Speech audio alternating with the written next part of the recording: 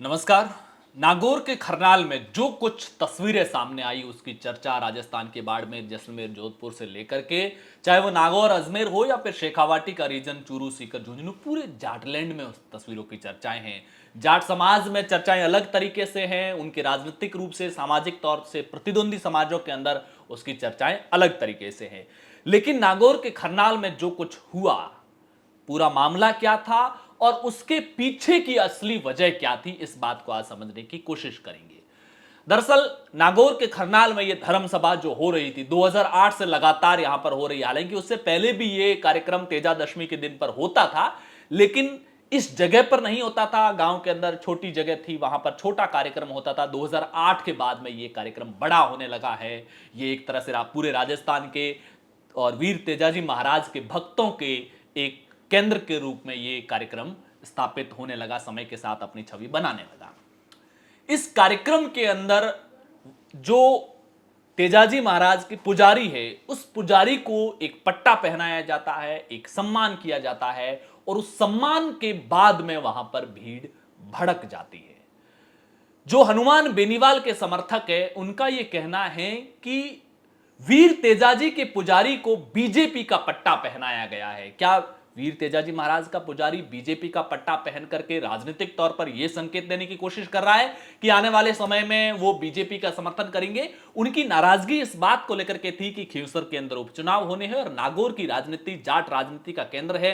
हनुमान बेनीवाल के अस्तित्व के लिए, हनुमान बेनीवाल के वजूद के लिए नागौर पर एक छत्र राज रहना उनका बेहद अनिवार्य है। लिहाजा वीर तेजाजी जो जाट राजनीति में, माफी चाहूंगा, जाट समाज के भीतर एक आस्था के केंद्र के तौर पर अपनी पहचान रखते हैं, उनके जो भोपा है, जो पुजारी है, उनको अगर बीजेपी का पट्टा पहनाया जाता है तो ये वीर तेजाजी महाराज के भक्त इसको बर्दाश्त नहीं करेंगे।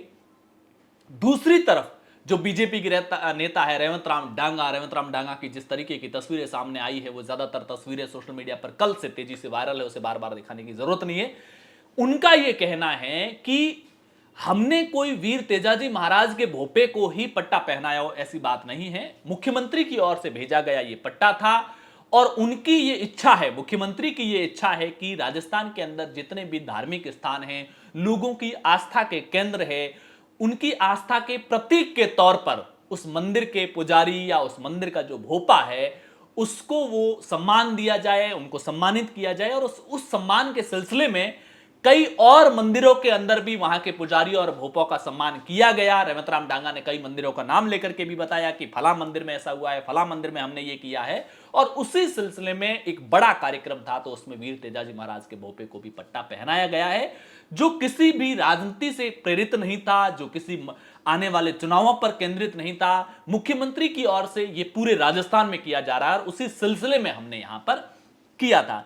हालांकि जिस तरीके की तस्वीरें सामने आई, रेवंत राम डांगा को वहां से छोड़कर भागना पड़ा, उसके बाद में भीड़ के बीच में काफी दोनों पक्षों के बीच तनावपूर्ण माहौल हुआ। हनुमान बेनीवाल बाद में आए, हालांकि ज्योति मिर्धा भी यहां पर आई थी, हनुमान बेनीवाल भी आए थे, तमाम दूसरे नेता भी आए थे, गोविंद सिंह डोटासरा भी यहां पर आए थे। लेकिन भीड़ सबसे ज्यादा अगर अग्रेसिवली किसी का वेलकम किया था तो वो हनुमान बेनीवाल का था। लेकिन यहीं से समझते हैं इसके पीछे की असली वजह। नागौर, मैंने पहले भी कहा, जाट राजनीति का केंद्र, राजस्थान की राजनीति का केंद्र जाट राजनीति और जाट राजनीति का केंद्र नागौर, तो भला नागौर सियासत का अखाड़ा क्यों न बने।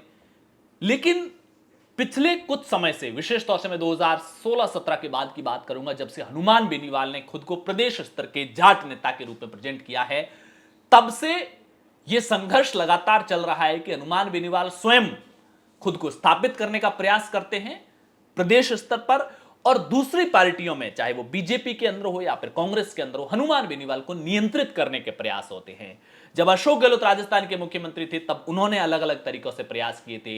हनुमान बेनीवाल की पार्टी के सभी विधायकों पर छोटा मोटा भी धरना किया तो उन पर मुकदमे लाद दिए गए थे, और इतने मुकदमे लाद दिए गए थे कि मुझे एक किस्सा याद आ रहा है। एक बार जब विधानसभा का सत्र चल रहा था, उसके अंदर आरएलपी के विधायकों के घर पुलिस ने गिरफ्तारी का नोटिस दिया था, जो संवैधानिक तौर पर अगर देखा जाए तो, या फिर कानूनी तौर पर देखा जाए तो, यह राजस्थान की राजनीतिक इतिहास में ऐतिहासिक घटनाक्रम था।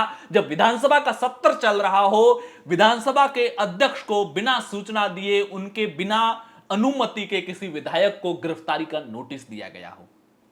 मैंने तब भी ये कहा था, पॉलिटिकल पंचायत पर कई साल पुराने अगर आप एनालिसिस देखेंगे तो मैंने तब भी ये कहा था कि हनुमान बेनीवाल को चारों तरफ से शिकंजा कसा जा चुका है। उसके बाद में किस तरीके से हरीश चौधरी उस समय उभरते हुए जाट लीडर थे, रेवेन्यू मिनिस्टर हुआ करते थे, अशोक गहलोत के साथ में तब तक हरीश चौधरी के तालमेल बिगड़ा नहीं था, रिश्ते अच्छे थे अशोक गहलोत के साथ में।